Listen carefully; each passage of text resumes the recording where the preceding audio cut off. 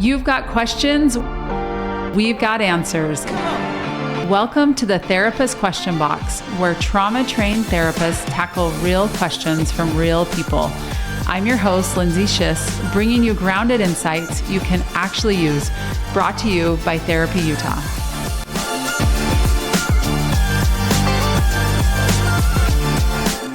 Welcome back to another episode of the Therapist Question Box. We are here to answer your mental health questions. Whether you're asking for yourself or for a friend, we want to help guide you through some of life's messiness and stickiness. Today, I have with me Kim Millette. Kim, thanks for joining me. Well, thanks for having me. I always enjoy it. I love having Kim on. Kim has been a longtime friend of mine, and it's always fun to chat with you. So today, well, actually, before we start, I want you to introduce yourself. So tell us a little bit about what you do clinically first. Okay, so I love to work with couples. So my specialties have been maybe around that. So I do a lot of sex therapy. I do a lot of helping people get unwanted porn out of the marriage. I do a lot of, the impact that for a spouse that has experienced infidelity. And I personally do a lot of anxiety, and I believe the anxiety is at the root of everything. It's at the root of addiction. It's at the root of couples that are having a difficult time. It's at the root of an eating disorder. So I do a lot with anxiety as well, and some ADHD, because I feel like that's more common than people understand. So, and I was a parent of 6 kids, and I used to be a teacher. So I often help people with parenting stuff as well. So I know that doesn't feel like specialized, but a little bit of everything. Yes, a little bit of everything. I love that. I didn't know you were a teacher too, Kim. That's awesome. Yeah, back in the wave. Back in the day. 1.0. I love it. Okay, so tell me, what do you like to do? Tell me outside of that, yeah. I'm really proud of my pickleball that I started 1 year ago. Nice. Today, January, and I really enjoy pickleball, so that's fun. Love it. I enjoy doing anything with my husband is awesome, and we everyone knows we like to go on cruises. Yes, you do. Yes, I do. So we like to do that, and then just doing stuff with our family is fun. Reading lots of therapy books is my joy. Which it is. I know. And actually, I love it too. I'm like a resource geek too. So you and I actually have talked a lot about reading, and I love therapy books too. So yeah. And I will say at Therapy Utah, I think you have the longest days of anybody here. Would you agree with that?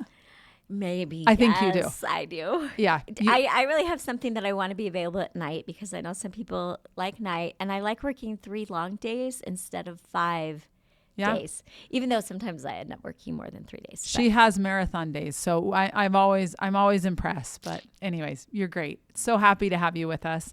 And today we're going to talk a little bit about the nervous system and understanding why sometimes we feel fear, even though we know we're safe. So the question is this: why do I feel fear when my brain knows I'm safe? It just gets in the way of everything. So why do you think somebody logically knows they're safe, but their body disagrees? First thing I want this person or anybody to know is that that's actually a problem with every single person. Does that make sense? Maybe more for another person, depending on their past experience, and less for another person. So your nervous system is amazing, and it's kind of like your system of safety and danger. And it leans towards danger, because it has to protect you from that more than it has to protect you from safety. So it loves us so very much that it will start doing what we call overcoupling, which is overdoing it. If this was just unpleasant, well, let me make that more dangerous so we won't do it again. So you have a nervous system that's really great if you don't want to touch a hot stove, because it will help you never do that again. But if you have an argument in your relationship and you still want to be safe, it's not very helpful. It will make things in your relationship more dangerous than they really are, which is very unhelpful. So it's really just like trying to protect you. Yes. It's saying we've had pain in the past. We know what this is like. And so we're not going to go there within a 10-foot pole. Exactly. Exactly. And, I think hearing it like that helps a worrier or someone with anxiety to go, okay, I'm not crazy, but it's my body trying to keep me safe. That's it. It's just trying to help and make sure I'm okay. So hearing that, I think, makes it less shameful. Yes. And at the same time, you have to take a step back and say, it isn't serving me. And I have got to use some intention to do some rewiring and rewire some of those things that feel dangerous to us back to safety. Yes. Because otherwise unhealthy patterns keep happening. Right. 100%. And that's why we do therapy, right? Exactly. We say, okay, this served you at one point. It made you not touch the hot stove again. Congratulations. But you're safe. And that worry that's in your body, it's not helping you anymore. It's not serving you. So let's find other ways to handle that. And let's understand why you're doing it, right? That's therapy. So let's look at this. Help me to understand this. When reassurance or positive thinking doesn't calm the body down, right? I think there's a lot of people that have been taught, like, just think differently. But often, as we know, that doesn't work. Why not? Well, and even if it does work, sometimes we're doing it at our own expense. In other words, if you're calming yourself down for things that aren't dangerous, you're actually teaching yourself those things are dangerous because you need calming, which is weird. It's very weird. I like to tell people what it means. Two things sometimes are true that seem opposite, and we need to hold them together. So I want you to think about this nervous system as we need to have a solid, trusting relationship with ourselves, and we need to know how to bring ourselves back to safety, and we need to take risks and face our fears. Feels like we can't do both of those, and the magic is doing both of those together and not leaning too far in one direction, if that makes sense. Yes, it does. So I want to make sure that our listeners understand this and that I understand this, that if we're only doing things that make us fearful and we're leaning into that fear all the time, it's going to feel like we're in fight or flight all the time. Like, holy crap, I never know what we're going to keep doing this scary thing over and over again, right? And what people don't recognize is they're motivating themselves to do something usually in a mean way. Like, you're so dumb that you can't do this. Yes. Right? And that's what we want to avoid, right? And so then you may end up, actually, you'll probably end up making that thing you're forcing yourself to do less dangerous. You'll probably get used to that, and that's a good thing. But now you have wired in self-hatred to motivate. Yes. Does that make sense? Which is not a so great you motivator. will actually make that thing that you're facing less dangerous, which is good, but you just wired in something that we don't want you to wire in. So we just changed one problem for the other. Exactly. Said, okay, we're going to get rid of this one and now do this. Exactly. But you said having a solid relationship with self. So can we talk a little bit about what does a solid relationship with ourselves look like? Okay, so what I'm talking about is the opposite of anxiety, or the opposite of being dysregulated and not knowing what to do about that, is actually trust in yourself. So we want to, know how to, we call this regulation, but let me tell you that is, well, let me explain this even differently. You are born with the ability to upregulate. Nobody told a baby, when you're hungry, upregulate. Let me train you how to cry about that. Does that make sense? Nobody ever had told you how to panic if something terrible happened. Nobody had to teach you that. You were actually born with the ability to upregulate, but none of us were born with the ability to downregulate. That seems wildly unfair, by the way. What happened there? Hold Right. on. We can get keyed up, but we have to learn how to downregulate. Yes, and that comes from our parents and self-soothing and holding us. I'll use the example of my grandson who's now 8, but when he was 18 months and he was climbing over a bunch of like landscape rocks, I was listening to him and he was saying, I got you, I got you, I got you. So he was facing his fears, having fun, climbing rocks, and it was a little dangerous, and he was soothing himself. Perfect combination. Now, after he has more invalidating experiences, it won't stay that way. I was going to say, that's so sweet. How old was he? Did you say? He was 18 months, right? So that's he had heard many times his parents had said, I got you, you're okay. So he took that in. That's how you learn how to downregulate. You learn that from your parents. But then, you go to junior high. and you have really scary things Yes, happen. junior high is scary And in then general. this is how we start getting that system messed up a little, where we lose the balance between the going after the things, and they start making feel unsafe, and we don't have the ability to regulate ourselves. Yes. Does that make sense? Yes. So the regulation relationship with ourselves is to bring that peace, safety, and calm. Is that I got you feeling. So you could regulate. And regulate means like, I'm going to do the things that make me feel calmer. But if I'm doing that in fear and not with this, I got you, I'm here for you, I love you, you're supposed to be your best friend, not with that type of right relationship with yourself, but out of fear, we got to calm down. Okay, take 5 deep breaths. That's not really what we want to do with regulating. Yes. We want to do it in right relationship, building that trust in yourself. Okay. So here's what I'm hearing. I'm hearing that we can go out into the world and do the scary thing if we have a relationship with ourselves where we have our own back. Yep. And that is not easy to do. Mm-hmm. You know, as you were talking, I've thought about the self-compassion workbook. I don't know if you're familiar with Kristen Neff's work. I'm sure you are, because you're, again, the resource girl. You and I love to read. But one of her things is just understanding self-compassion and really getting clear about, wow, that often we need to say, like your 18-month-old grandson said, I got you.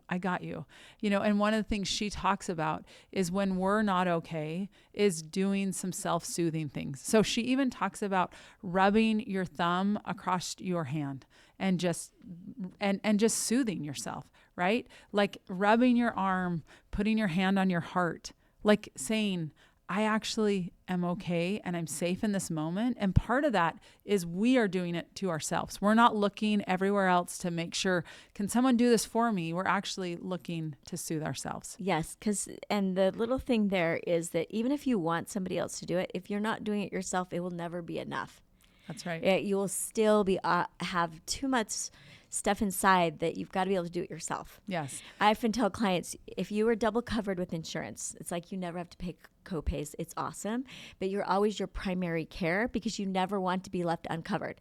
If you weren't your primary coverage, then you could actually not be covered. And you always want to be covered with love and care and right relationship. Okay. And one other little thing with this, and that is when you have dysregulation or anxiety, it is the mismanagement of emotions. Okay. And that doesn't mean the mismanagement of anxiety and stress. It's just all when you were growing up and your sister stole your sweater and your mom said, you're fine. She didn't help you manage your emotions, right? Or you were scared and they said, we used to make my kid go on a roller coaster when he was really scared, and we would probably mismanage his emotions and just say, there's no one to stay with you, so you're going to go with us, right? Mismanaging emotions. Does that make sense? So it happened to all of us. Again, some more than others, but that is the anxiety that's in your body that everybody has, right? Yes. And so at some point, you do now, to have right relationship with yourself, need to start managing your emotions well. Yep. Which is just the ability to say, name what you feel, care about what you feel, what's the story, and now what am I going to choose to do? So, okay, wait, I want you to go back and name those things again. I did it too fast for you. Name what you feel. Name what you feel. Care about what you feel. Care about what you feel. Without shame, right? Without I shouldn't say, shame. I shouldn't feel this way, or this is stupid, or why do I feel this way? But just name what you feel. Care about what you feel. Know the story behind it. So every feeling has a little bit of a story, and I'll give you an example, but then you're going to choose what to do. So emotion has the word motion. That means it clues you in to do something. Now, that's awesome, by the way. Oh, okay. Emotion has the word motion. Yeah. It clues you in to do something. And if you don't manage your emotions well, the motion will be reactive. It will be getting mad at someone. It will be getting mad at yourself. It will be people pleasing. It will be something reactive. Yes. That just is automatic.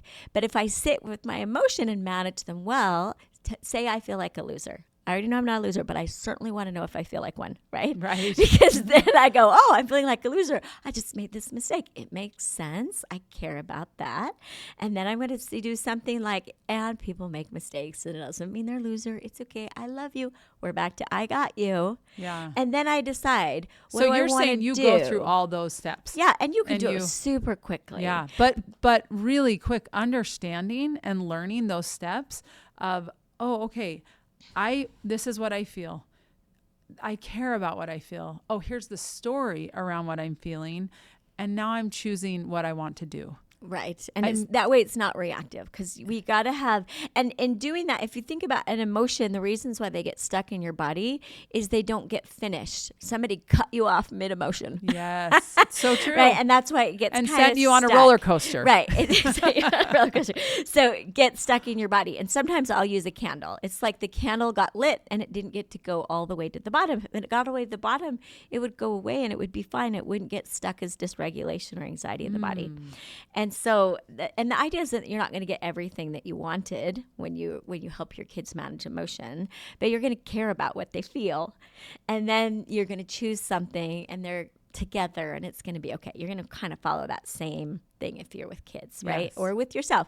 And all I'm saying is that you got to start managing them. And so what's not managing them as an adult is pushing through, distracting yourself, eating chocolate. That's mine, right? Now I can eat chocolate as a kindness at the end of my feeling like a loser. Right.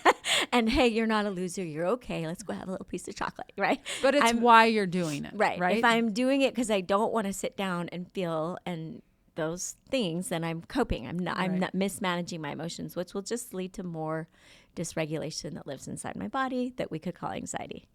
So good. So good. So we have mismanaged emotions. Yes. We're not allowing them to go all the way through us, right? And so then they get stored and then it comes out as anxiety. When you said that, I think everything's anxiety. I thought back to Gabor Mate, who I know you've read his books as well, who says that like everything stems from anxiety, right? And we're trying to manage it in some way or another. And sometimes we pathologize it and say, oh, you have X, you have Y, you have OCD, you have this and that. And yes, there are diagnoses, but it comes from mismanagement of emotions. Yep. And Period. Guess what? They're not, as soon as you start managing your emotions well, this is the benefit. You're actually going to clear up some of that childhood stuff at the same time. Does that make sense? Because the kindness, it's like the same fears or sadnesses come up. And so when you're managing them well, you're going to kind of take care of the stuff that's already stored and the stuff that's happening right now. Yeah. Because like, picture going back to when I felt like a loser, likely that situation where I felt like a loser, that's too big of an emotion to feel. Right. So I know it is kind of about my past. So when I take care of that, I'm taking care of past dysregulation by managing it right now. Currently. And that feels so hopeful. Oh, good. It really does. It Think does. about that. Like, I think sometimes people say, oh, in order to clear up my past, I've got to delve up all this stuff. Yes, some of that is necessary, but managing and your emotions now and taking care of yourself actually helps some of those wounded parts of us from our childhood. Yes. And why we won't do it is just simply we don't want to take that extra minute. Yeah. So we have to be willing to take the extra minute to manage them well. Isn't that true? I will tell clients, it is number one priority if you're dysregulated that you take care of that you get clear about what's going on for you, what's the story, and then you do something about it, right? And it's amazing that it can take a minute, but we don't want to take that minute. Yeah. We're like, no. We're so used to kind of ignoring it and going about our lives that we don't take time to get curious about what's going on for us because sometimes that's uncomfortable, right? Yes. But to sit with it, figure out what's going on, and then do something about it we've got to do it. We just have to. It's interesting. We were talking about regulating and how we regulate. And I was at a training and there was 3 therapists from Therapy Utah. We were all there together and it was a 2-day training. It was great training, but it was long. And it was at the end of that second day and I was sitting, there was 4 of us and I was sitting on the row with 3 other therapists. And I looked over and I could see the 2 therapists to my side and they were kind of rocking back and forth. And then I looked to the one next to me, and she was kind of rocking back and forth. And I recognized I was doing it. And I thought, and I said to them, wait a minute, do you guys notice you're all rocking back and forth? And they, for different reasons, were saying, well, I'm super tired and I'm agitated and I feel like I need to move. They were self-soothing, right, without actually even knowing it, right? And we were making a tidal wave, not really, but we were just, and I thought, you know what, that is what the goal is recognizing, okay, something's going on with me and I'm doing it. Even though I'm in a training where I can't get up and do what I really need to do, I'm rocking back and forth just slightly, we don't look crazy rocking back and forth, but just a slight movement to say, you know what, this is helping regulate where I'm at right now. I've got you. Yeah, I got you. Right. Climbing over those rocks. I got you. Good. Yeah. So let's look we're talking about safety, right? So that we've got a lot of things of how we maintain safety. Now, Yes. how do we, And again, we could bring this side of regulation the wrong way. And that's, so we want to make sure and cover this side as well as we've covered that side. Does that make sense? We just covered safety, right? Yes. So now let's look at the actually leaning into the discomfort and saying, Yes. okay, you know what? Yes. Something's going on here. Let's lean into it. So Yes. what does that look like? Yes. And everyone has this deep wisdom in themselves. And as if you're regulating, you're building the trust in yourself, you will know I have got things, what I call in my danger pile, that should be in my safety pile. Okay, wait. Tell us what you mean by a danger versus a safety pile. Yes. So this is the idea. The idea is that if I have something in my danger pile and I'm just going to use, okay, sorry, I need to go back, but don't let me forget that. It's the way the brain wires. So if you put your very favorite song and you put it as your alarm clock to wake you up at 5 o'clock every morning, pretty soon your favorite song would be your worst song. Does that make sense? Too much. Because that's how the brain wires. It put my favorite song and I put it with a bad thing. Oh, interesting. Yes. Does that make Yes. sense? And the more I do that, it wires it tighter. More I hate that song. And if I actually wanted to enjoy that song again, I would have to rewire that on purpose. Yep. Now, say I put it off my alarm, but every time I still hear it out in the wild, I'm still going to hate it because I didn't do anything to unwire that. Got it. Does that make sense? So because it plays when I wake up in the morning and I hate waking up in the morning, then Yes. my brain says, this song's horrible because waking up in the morning is horrible. Yes. Right? And this is how we get safety and danger messed up. Right. It's because of how we wire things. So, for instance, I was working with a client and he has it wired to be attractive girl. Being attracted to a girl means rejection. Okay. Now, the weird thing about this is he's actually hasn't had a lot of rejection experience. He had one bad one. It was so bad that emotion is what really wires that then he avoided like asking out any girl that he was attracted to. That avoidance now made that really dangerous. And now He solidified he just sees an attractive person and it means rejection and abandonment and I'm never going to be married. Right? Wow. We don't, and he wants to be married. So that's a really bad pairing. Does That's that make a really sense? bad pairing. That's like very sad. I hear that. And I think, and oh, it's man. not going to go away just by thinking differently. Yeah. Okay. You must have experiences. And now we're back to our safety and danger pile. I think of this as cards. Okay. It's a numbers game. If I have how many times did he avoid that? That's how many cards are in that pile. The danger pile. The danger pile. That attraction is dangerous, right? Because it means rejection and abandonment. And actually, I now have to have way more experiences in the other pile. And that's not going to happen unless I intentionally do that. So that looks like asking out people, because I don't actually want rejection in my danger pile either, because dating is rejection all the time. Yes, it only works out is. with one person. That's right. So I have to actually, anytime I put rejection in the safety pile or attraction in the safety pile, I'm just building up those cards and cards and cards until eventually the rewiring happens. Yes. Okay. Yes. But it's only going to happen when I kind of do it scared. And this is the problem. If I'm self-soothing too much, I call it putting a card in both piles. So I'm going, this is really scary and I'm going to do it anyway. I'm going to have courage and I'm going to do it. That's adding actually a card to my danger pile, because I'm giving myself that this must be so scary. You have to give yourself all this reassurance to do it. And then I did the scary thing. Now I put it in the safety pile. So I have one in each, and I'm not going to catch up. And if I keep putting one in each. So that's why you have to be careful that you're not regulating when you're trying to rewire, when you're trying to undo something. When, for instance, if you're trying to do, well, I can give you so many examples. Anything you do want to undo, you cannot be regulating yourself so much that you're actually reinforcing that this is dangerous. And so that's why I need all this assurance, because it's scary. Does that make sense? Yeah, 100%. So what I'm hearing is that when I'm doing something scary, I'm okay. I know I'm doing something scary and I am going to lean into the scary.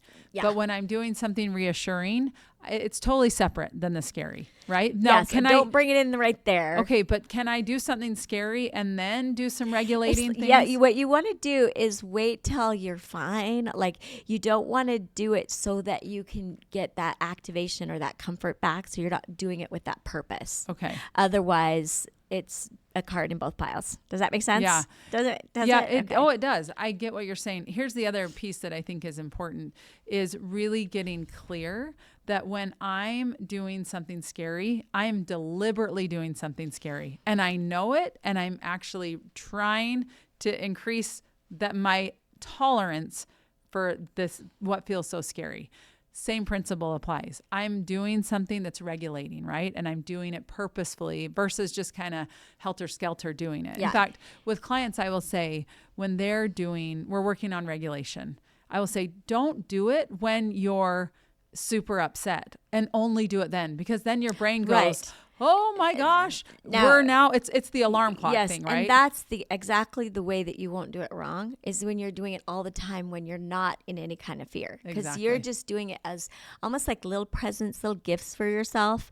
I love to look at mountains. So whenever I'm outside, I always regulate with the mountain. I take in the awe of how beautiful that is, and that's a little gift for me, right? And I have a shift in my nervous system that if I will pay attention to, I can feel the shift. And I go, yay for regulating. My husband and I have kind of a joke, regulating, whenever you see anything beautiful, right? But I'm not doing that in the moment when I'm fear, so that I can calm down that activation, because that's what will keep that in the wrong pile, right? Okay, so let me ask this though.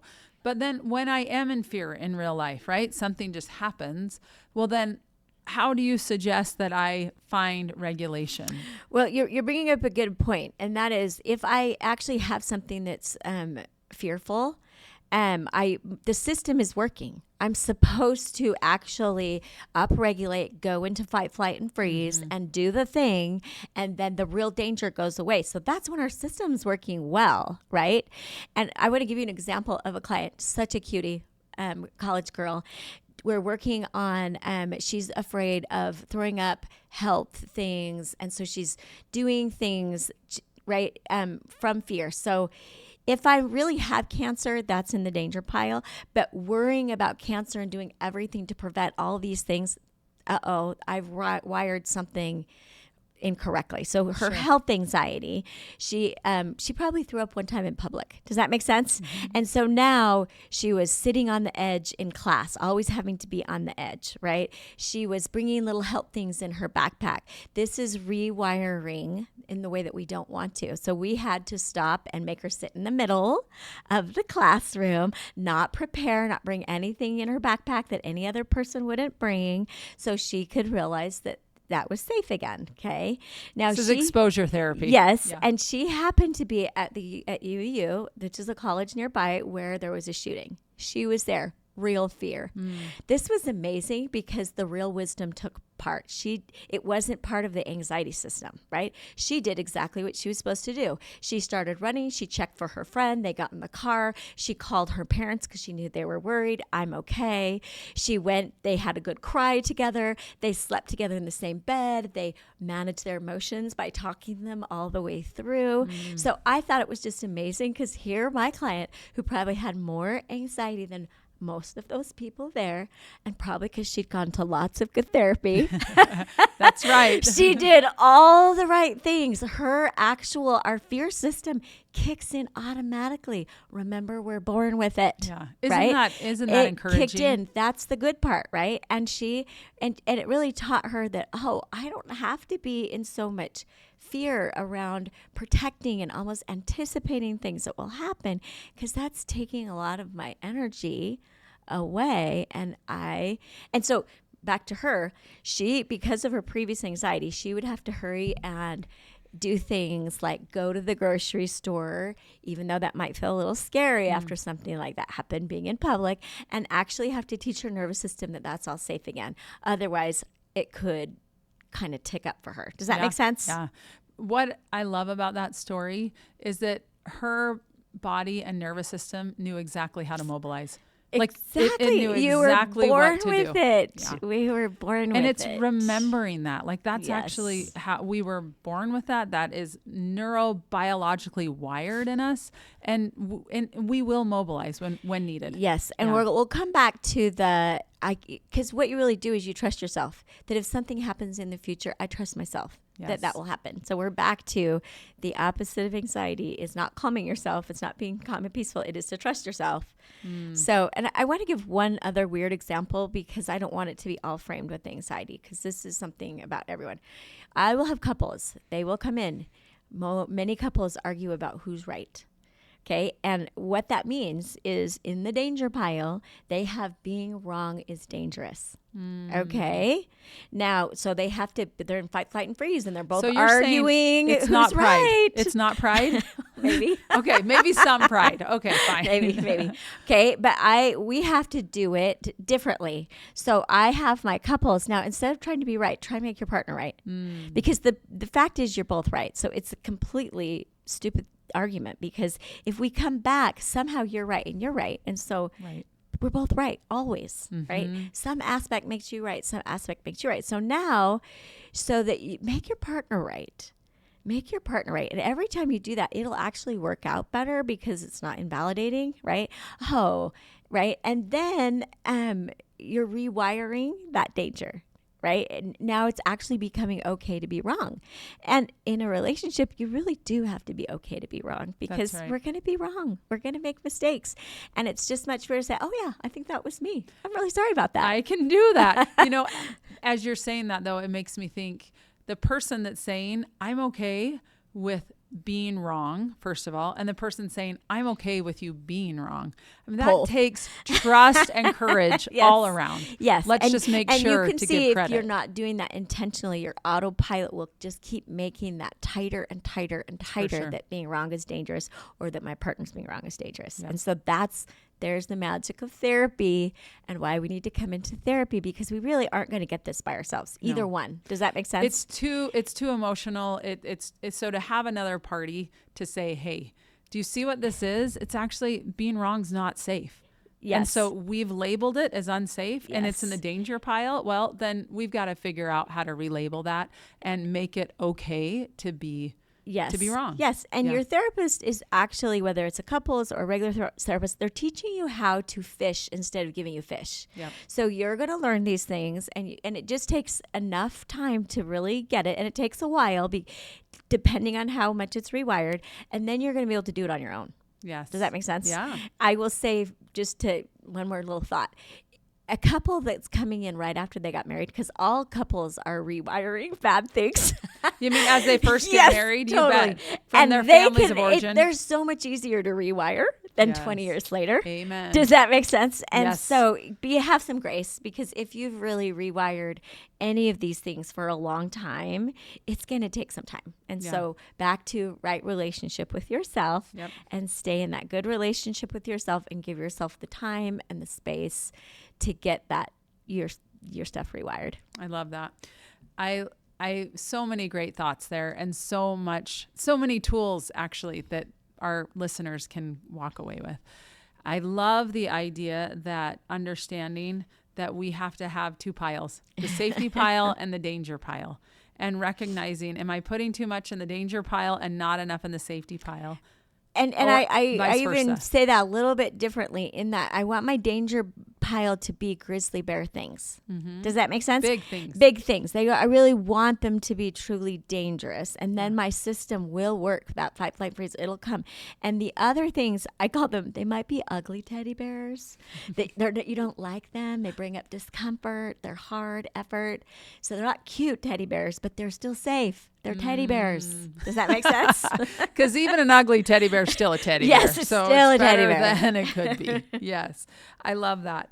So managing, one thing you said is emotions mean motion.